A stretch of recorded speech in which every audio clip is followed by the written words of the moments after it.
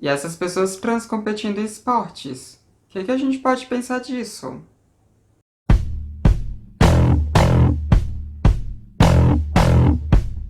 Oi, gente, tudo bom? Então, vamos aqui refazer um vídeo antigo do canal. Há muito tempo atrás, lá em meados de 2018, eu fiz um vídeo aqui no canal falando sobre pessoas trans nos esportes. E o pivô, né, daquele vídeo tinha sido a Tiffany Abreu, né? Que é uma jogadora de vôlei aqui do Brasil que estava competindo na Liga Feminina. Que estava competindo em um time feminino contra outro time feminino. E a Tiffany é uma mulher trans. Então isso virou uma polêmica naquela época, e é uma polêmica até hoje, porque até hoje a Tiffany é muito mencionada nesses casos, porque muita gente acha que é injusto a Tiffany competir em times femininos, já que ela teria uma vantagem por ter tido uma vida como um homem. Só que esse vídeo faz muito tempo que saiu, e ele também tem uma qualidade não muito boa, porque, né, ele é bem do comecinho do canal. Eu comecei o canal foi no finalzinho de 2017. Eu acho que quando saiu esse vídeo, que foi em janeiro de 2018, eu devia ter uns 2 meses de canal mais ou menos. Então tem bastante tempo aí, a qualidade estava ruim, a imagem estava ruim, o áudio não estava lá essas coisas, a edição já melhorou muito de lá pra cá, mas ainda assim é um vídeo que vale a pena ser visto e você pode assisti-lo clicando no card aqui em cima. E muitas das coisas que eu vou falar aqui eu já falei naquele vídeo, mas eu também vou falar algumas coisas aqui que eu não falei naquele vídeo. Porque naquele vídeo eu foquei mais nas mulheres trans, nesse eu vou falar dos dois casos, tanto de mulheres trans quanto de homens trans. Primeiro a gente vai falar aqui das exigências do COI, né, do Comitê Olímpico Internacional, para poder aceitar mulheres trans nas competições olímpicas. Na época que eu fiz aquele vídeo, a exigência era de que mulheres trans tivessem, no máximo, 10 nanomols de testosterona no corpo delas, né? O exame não poderia dar mais do que isso, senão elas eram impedidas de competir. E além disso, elas tinham que estar com essa margem de 10 nanomols por no mínimo um ano, por no mínimo 12 meses. Elas não poderiam ultrapassar nem um pouco essa margem nesses 12 meses. Hoje em dia, essa marca foi abaixada para 5 nanomols de testosterona, porque 10 nanomols acharam que ainda era muito, então abaixaram mais ainda. E abaixaram significativamente porque abaixaram pela metade. Lembrando que essa marca também é exigida para mulheres cisgênero, né? Porque assim evita um doping, evita que essas mulheres estejam injetando testosterona para ficarem, para terem uma vantagem muscular em cima de outras mulheres. E também para impedir que mulheres que por questões biológicas têm uma alta taxa de testosterona também tenham uma vantagem de um nível maior de massa muscular. Então essa taxa também vale para as mulheres cisgênero. E um ponto importante a ser discutido aqui é que não é exigido cirurgia de redesignação sexual. Se não me engano, até 2016 ainda era exigido essa cirurgia de redesignação sexual, mas depois entenderam que não tinha como fazer essas exigências, porque nem toda mulher trans vai querer fazer essa cirurgia, e além disso também tem que lembrar que o Comitê Olímpico Internacional ele tem que reger as diretrizes pensando em uma questão mundial, não uma questão de países. E tem países onde é muito difícil uma pessoa trans conseguir fazer esse tipo de cirurgia. Então não tinha como fazer essa exigência. Essa era uma exigência muito elitista, porque é uma cirurgia muito cara, é uma cirurgia que é difícil de conseguir fazer pelo sistema de saúde. Tem países que nem tem como você fazer pelo sistema de saúde, pelo sistema público de saúde. Então por isso que essa exigência foi descartada, né? Tanto por uma questão de ser uma exigência impossível financeiramente para muitas pessoas, como também ser uma exigência que era violenta para outras pessoas que não têm essa vontade, não têm essa necessidade de fazer tal cirurgia. E quando a gente fala de homens trans, não existem exigências para que eles participem de competições masculinas, até porque não é visto nenhuma vantagem que esses homens possam ter na transição. Mas agora vamos falar de vantagens. Afinal de contas, existem ou não vantagens para atletas trans, para mulheres trans que estejam participando de competições femininas contra outras mulheres ou no time de outras mulheres, no caso de esportes coletivos? Vamos conversar sobre isso. Primeiro de tudo, é importante a gente entender como a testosterona funciona no corpo. Inclusive, eu tenho um vídeo aqui no canal onde eu falo sobre testosterona em pessoas trans, sobre controle de testosterona em pessoas trans. Esse vídeo pode ser assistido clicando aqui em cima, que faz parte de uma playlist que eu tenho aqui no canal falando sobre terapia hormonal para pessoas trans, mais especificamente para mulheres trans. Poderiam ter ainda muito mais vídeos nessa playlist, mas como ela não foi uma playlist que foi muito bem aqui no canal, eu preferi não dar continuidade a ela. Mas esse vídeo sobre testosterona tá aqui, você pode assistir.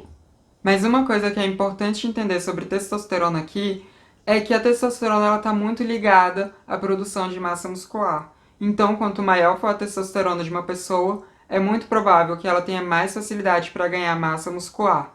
Inclusive, quando a gente fala de diferenças fisiológicas entre homem cisgênero e mulher cisgênero, entre quem tem o cromossomo Y no corpo e quem não tem o cromossomo Y no corpo, a gente vê como uma das diferenças é uma quantidade maior de neurônios que pessoas que têm o cromossomo Y possuem. E esses neurônios não têm nada a ver com inteligência, mas sim com músculo. Porque como pessoas que têm o cromossomo Y elas possuem mais massa muscular, elas acabam tendo também mais neurônios para poder controlar melhor essa massa muscular. E um ótimo exemplo de como esses neurônios não estão ligados à inteligência é os elefantes, que eles têm mais neurônios do que as pessoas, mas é porque eles precisam de mais terminações ali para poder controlar aquela tromba deles, né? Aquela tromba ali gigantesca exige que tenham mais neurônios ali no cérebro para conseguir ter um controle melhor daquele membro daqueles animais. Então, ter mais neurônios não significa que é mais inteligente, não necessariamente, né? Muitas vezes só por uma questão de musculatura para controlar esses músculos que a gente tem no corpo. Uma outra ação importante que a testosterona tem no corpo é na questão da densidade óssea. Pessoas que têm um nível maior de testosterona costumam ter ossos mais densos do que pessoas que têm um nível menor de testosterona. Isso tem um impacto gigantesco, por exemplo, no fato de nós termos mais mulheres sofrendo de osteoporose do que homens, né? A gente tem isso quando eu tô falando de pessoas cisgênero, tá, gente? É sempre muito importante ressaltar isso. E é justamente por causa desses dois fatores que costumam dizer que mulheres transgênero têm uma vantagem biológica sobre mulheres cisgênero quando a gente fala de um contexto esportivo. Mas agora a gente vai lá para aquela exigência do COI, né, do Comitê Olímpico Internacional, que é uma exigência que ela acaba sendo estendida não só para competições olímpicas, mas para competições de um modo geral pelo mundo. A maioria das ligas, a maioria dos países, a maioria dos campeonatos seguiam pelas diretrizes do COI para poder estabelecer as regras locais também. E quando o COI estabelece um limite de testosterona para mulheres trans, o COI está dizendo exatamente que essas vantagens que a mulher trans teriam precisam ser anuladas. Porque se você viu aquele meu vídeo em que eu falo sobre testosterona, você sabe que quando a gente começa a terapia hormonal, quando a gente começa a bloquear a testosterona no nosso corpo, a gente perde muita massa muscular e a gente perde também densidade óssea. Inclusive, é bastante comum que mulheres trans e travestis fiquem bastante cansadas quando elas iniciam a transição, porque a gente perde muita massa muscular, a nossa força diminui significativamente. Eu mesma, quando eu iniciei a transição, foi um choque para mim quando eu iria fazer compras, que eu não conseguia carregar a mesma quantidade de sacolas que eu carregava antes da transição. Eu também passei a ficar muito mais cansada ao subir os 90 degraus que tem aqui no meu prédio, porque eu moro no 6º andar, né, do prédio, e são 90 degraus. Eu também passei a ficar muito mais cansada apenas em caminhar. Muitas vezes apenas o fato de eu caminhar na minha vida, né, por exemplo, do ponto de ônibus da faculdade até a sala em que eu tinha aula, eu ficava cansada, coisa que não acontecia antes da transição. E todas essas coisas foram melhorando com o tempo, né, quando eu comecei a acostumar o meu corpo com o nível de força que eu tenho hoje em dia. Ainda tem atividades em que eu canso mais rápido hoje do que eu cansava quando eu iniciei a transição de gênero, né, isso ainda existe, mas ainda assim, hoje em dia eu tô mais adaptada, eu consegui me adaptar mais, mas demorou um período de tempo. Lembrando que eu iniciei a minha transição de gênero quando eu já estava na vida adulta, né? Quando eu tinha 24 anos, hoje eu tô com 28 anos. E quanto à diminuição da densidade óssea, isso é tão verdade que muitas vezes a gente precisa tomar cálcio, tomar pílulas de cálcio para evitar que os nossos ossos fiquem fragilizados. Minha família, por exemplo, tem um histórico de osteoporose, então eu preciso tomar pílulas de cálcio para evitar que eu venha ter osteoporose também. tanto que exames de densitometria óssea que eu tinha feito já tinham indicado que a minha densidade óssea estava abaixo do esperado para alguém da minha idade. E isso se deve por causa da hormonização, isso se deve por causa do bloqueio de testosterona, que esse exame foi feito numa época em que a minha testosterona estava muito, muito baixa mesmo. E quando a gente fala de uma pessoa que é atleta e iniciou a transição, a gente está falando de alguém que vai ter muitas dificuldades, que vai estar se cansando muito ao longo da prática daquele esporte, até ela começar a se acostumar com a nova força que ela virá a ter, até ela conseguir se acostumar com as fragilidades ali que vem com a terapia hormonal. Então, se você imaginar que pra mim já foi um pouco difícil eu perceber que eu não conseguia mais carregar a mesma quantidade de sacolas do supermercado que eu carregava, imagina pra uma pessoa trans perceber que ela já não consegue mais atingir os níveis de pontuação em vôlei, né, vamos assim dizer, que ela conseguia anteriormente, porque essas coisas elas diminuem. A pessoa ela precisa treinar muito mais para ela conseguir ter resultados bons, porque além do fato da força dela estar diminuída, ela também está desacostumada com aquela força dela, ela está desacostumada com o nível de massa muscular que ela tem, ela está desacostumada com a densidade óssea que ela tem. Teve até uma matéria que eu tinha lido há muito tempo atrás, né, que era um cientista falando sobre o quanto que ficava difícil, que era como se você colocasse um motor muito potente em um Fusca, por exemplo, que não tem ali a capacidade de atingir o potencial máximo daquele motor, né? E com a gente, ele diria que era mais ou menos essa mesma coisa, porque a gente estava acostumada ali com um tipo de força, a gente já estava acostumada com um tipo de energia e de repente isso decai muito. Então fica difícil para a gente acostumar. Mas muita gente também levanta um ponto aqui que é a questão do que já vem de ganho anterior à transição. Porque, né, homens costumam ser mais altos do que mulheres também. Homens costumam ter ossos maiores do que mulheres, né? Então isso conferiria também uma vantagem quando a gente fala de pessoas trans que iniciaram a transição já na vida adulta. Como eu, por exemplo. E essas vantagens, sim, elas podem existir. Mas a gente tem que lembrar também que dentro do esporte existem inúmeras outras coisas que podem conferir vantagens. A gente tem mulheres cisgênero que são intersexuais, né? Mulheres cisgênero que têm X0, que é o que é chamado de síndrome de Turner. Essas mulheres possuem uma maior produção de testosterona no corpo delas, o que faz com que elas tenham mais musculatura, o que faz com que elas tenham ossos mais densos e maiores do que as mulheres que são XX, né? As mulheres que não têm síndrome de Turner. Essas mulheres que são X0, elas também podem competir. Elas, obviamente, podem competir, têm que poder competir. A única coisa que é exigida é que elas também mantenham as taxas de testosterona baixas. A mesma coisa que é exigida de mulheres trans. Mas, do ponto de vista morfológico, essas mulheres também têm uma certa vantagem sobre as mulheres cisgênero. Mas a gente não precisa ir tão longe assim ao ponto de falar de atletas intersexuais, porque mesmo se a gente for falar dos demais atletas e focando apenas em pessoas cisgênero também, a gente consegue ver que dentro de todos os esportes existem pessoas que têm vantagens físicas, vantagens anatômicas sobre outras pessoas. Um ótimo exemplo disso é o Michael Phelps, que é um nadador olímpico dos Estados Unidos, né? Ele é estadunidense e ele consegue muitas medalhas o tempo inteiro. Só que o Michael Phelps, ele é alguém que a morfologia dele confere uma vantagem anatômica para ele. Porque o Michael Phelps, ele além de ser um homem muito alto, né, o que é muito comum em esportes de natação, o Michael Phelps tem 1,95 de altura, ele tem também os braços, né, dele muito alongados. Os braços dele são muito longos. São mais longos do que os braços de um homem da altura dele que tem uma proporção convencional, porque o corpo do Michael Phelps ele é desproporcional. Esses braços dele muito longos são desproporcionais.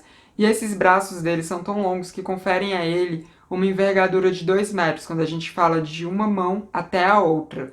Vocês podem ver aqui um esquema mostrando como que é essa diferença, né? Quanto que os braços dele são alongados, o quanto que é esse alcance de envergadura dele.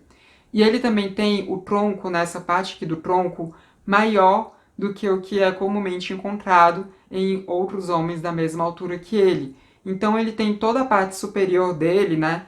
Todos os membros superiores e o tronco dele mais fortalecidos, maiores e mais longínquos com uma longevidade maior do que a gente vê nos demais atletas. Isso confere para ele vantagens muito significativas quando a gente está falando de natação, que é um esporte onde as braçadas são tão importantes, onde elas tão influenciam no tempo que essa pessoa vai demorar para ir de uma ponta a outra na piscina e voltar.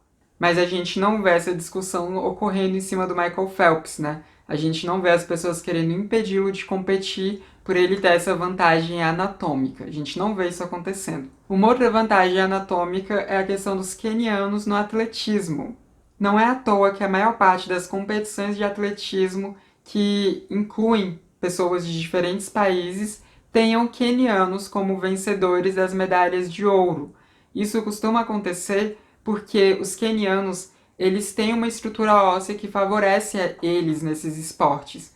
Eles têm os ossos mais longínquos, né? Eles têm os ossos mais longilíneos, o que permite a eles uma estrutura mais esguia do corpo deles, que além de permitir que eles consigam dar passos mais largos, também permite que eles consigam ter uma aerodinâmica que favoreça eles nesse esporte. E além disso, eles também têm os ossos mais leves, o que faz com que eles tenham menos peso ali no corpo deles para poder impulsioná-los nessas corridas.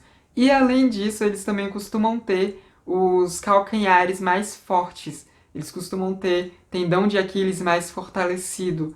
Então eles têm realmente muitas vantagens anatômicas que faz com que eles consigam atingir as medalhas de ouro com tanta facilidade em comparação com pessoas de outros países, pessoas que têm outras etnias, outras raças. Uma outra vantagem que a gente pode observar é em questão de altitudes diferentes. A gente tem pessoas que moram em locais com uma altitude muito mais elevada do que outras, né? Pessoas que moram em montanhas, elas costumam ter um ar mais rarefeito. E isso é importante porque pessoas que moram em locais que têm uma longitude mais elevada, né, elas costumam conviver com o ar rarefeito.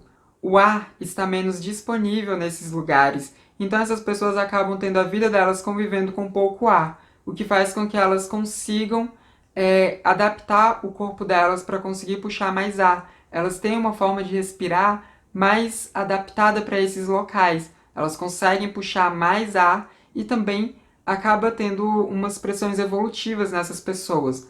A gente consegue ver diferenças morfológicas nos pulmões delas, não só por causa desse costume, né? Não só por causa delas aprenderem a respirar de uma forma diferente, mas também porque ao longo dos séculos, pessoas que conseguiam respirar melhor nesses lugares acabaram tendo uma maior vantagem sexual, acabaram tendo uma maior vantagem reprodutiva nesses lugares e, portanto, puderam passar genes que faziam com que essas pessoas tivessem pulmões ali que eram mais...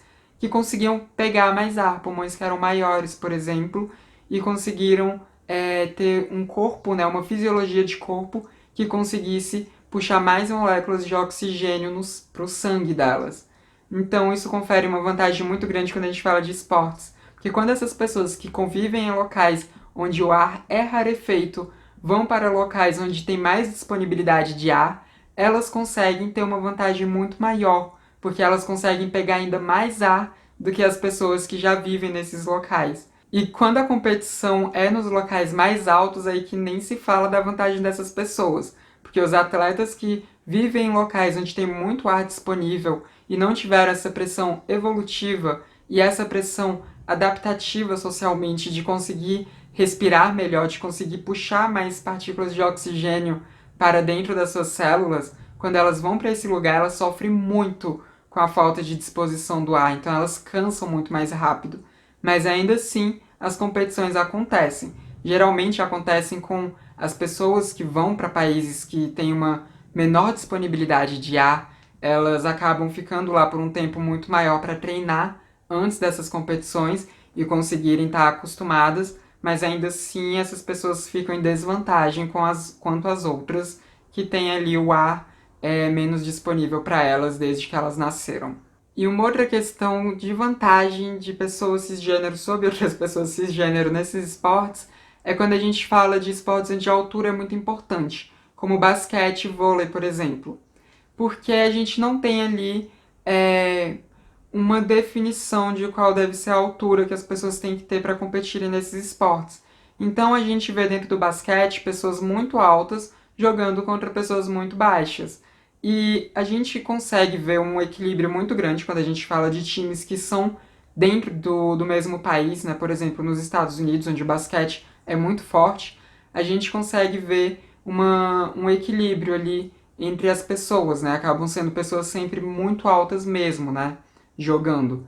Mas quando a gente vai falar de outros países, como por exemplo países asiáticos, né? Como Japão, China, Coreia, que são países onde a estatura das pessoas é reduzida, a gente não consegue ver esse equilíbrio acontecendo. Porque quando a gente fala de competições internacionais, quando a gente fala de competições como Olimpíadas, por exemplo, a gente tem países como Japão, Coreia e China competindo contra países em que as pessoas têm uma estatura maior. Então, quando a gente vê fotos dos times comparados, tanto de basquete quanto de vôlei, quanto de outros esportes de alturas, assim, né, que a altura é muito importante, e a gente vê fotos dos times asiáticos junto com os times ocidentais, a gente consegue ver o quanto que é discrepante a diferença de altura. Isso faz com que as pessoas que são de países asiáticos tenham uma desvantagem muito significativa quanto às pessoas de países ocidentais. E nem por isso a gente vê proibições de que pessoas muito altas compitam nesses esportes quando a gente fala de competições assim internacionais como Olimpíadas, por exemplo. A gente não vê esse tipo de proibição. E também a gente não vê as pessoas exigindo que tenha um tipo de proibição assim. Pode até ter uma outra pessoa pedindo isso, mas a gente não vê isso acontecendo como um movimento, até porque não faria o menor sentido. Mas, por que que então quando a gente fala de atletas trans, a gente se importa tanto com essas vantagens? Mais especificamente quando a gente fala de atletas mulheres trans. Não tem como eu falar nesse vídeo sobre essas vantagens sem mostrar fotos da Fallon Fox. Porque a Fallon Fox, ela é uma lutadora, né? Ela é uma lutadora de MMA e ela é uma mulher trans. E ela fez a transição já na vida adulta dela. Hoje em dia, acho que ela tá aposentada, se não me engano, ela não compete mais, mas ela competia. E ela tinha autorização para competir contra outras mulheres, porque ela fazia esse controle de testosterona e tudo mais. Aqui tem uma foto da Fallon Fox. E aqui tem uma foto da Fallon Fox ao lado de uma outra lutadora de MMA, que é uma mulher cisgênero. E a gente pode ver que a Fallon Fox não tem mais músculos do que essa mulher cisgênero. Na verdade, essa mulher cisgênero tem mais músculos do que a Fallon Fox. Isso fica nítido tanto nessas imagens aqui, delas mostrando os músculos delas, né, elas fazendo poses, quanto nas imagens da luta em si. Né? Vocês podem ver que tem ali uma diferença de musculatura significativa, onde a mulher cisgênero tem mais músculos. E a altura delas também está bem equilibrada ali. E vale lembrar também que a Fallon Fox ela já perdeu luta para mulher cisgênero, né? Enquanto a gente tem algumas lutadoras de MMA, mulheres cisgênero, que não tem nenhuma derrota, que são invictas, a gente tem a Fallon Fox, uma mulher transgênero, que já perdeu para uma mulher cisgênero em uma luta. E mais uma vez, eu não estou dizendo que a Fallon Fox não possa ter nenhum tipo de vantagem contra outras mulheres cisgênero que estejam ali competindo contra ela. Pode ser que tenha sim alguma vantagem, mas essa lutadora cisgênero que lutou contra a Fallon Fox também teria essa mesma vantagem contra mulheres cisgênero que não têm a mesma densidade de músculos que ela e não têm a mesma densidade óssea que ela. Então, mais uma vez, eu volto a dizer, quando a gente vai analisar qualquer esporte, a gente consegue ver que tem pessoas ali que têm sim vantagens morfológicas sobre outras, independente de ser pessoas transgênero ou cisgênero. Apareceu mais pro final do vídeo, mas apareceu ainda assim. Agora falando especificamente dos homens trans, né? Como eu disse, não existem umas regras dentro do COI para que homens trans compitam, né? Basta eles falarem que querem competir nas ligas masculinas que eles conseguem.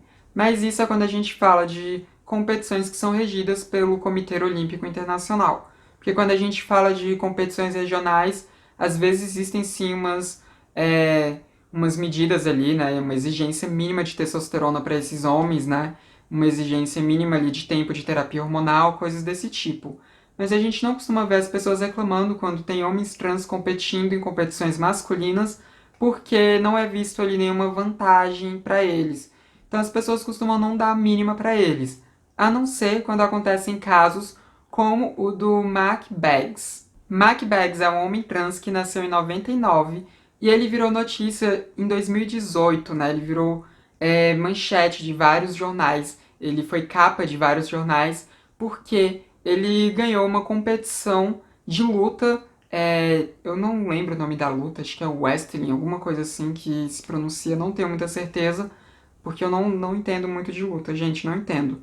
Mas ele foi manchete porque ele ganhou uma competição de wrestling de uma liga dentro de escolas, né, nos Estados Unidos. Mas o ponto é que o Mack ele conseguiu essa vitória e conseguiu com muita vantagem sobre as suas adversárias, justamente por isso, porque foram adversárias.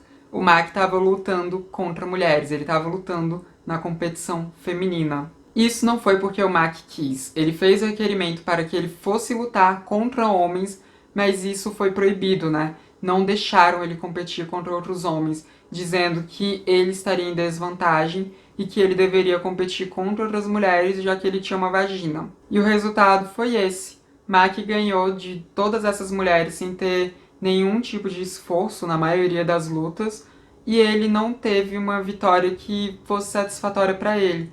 Tanto que quando anunciaram que ele tinha vencido a competição, ele não demonstrou nenhum tipo de felicidade, porque ele não queria estar competindo contra mulheres, ele queria estar competindo contra homens.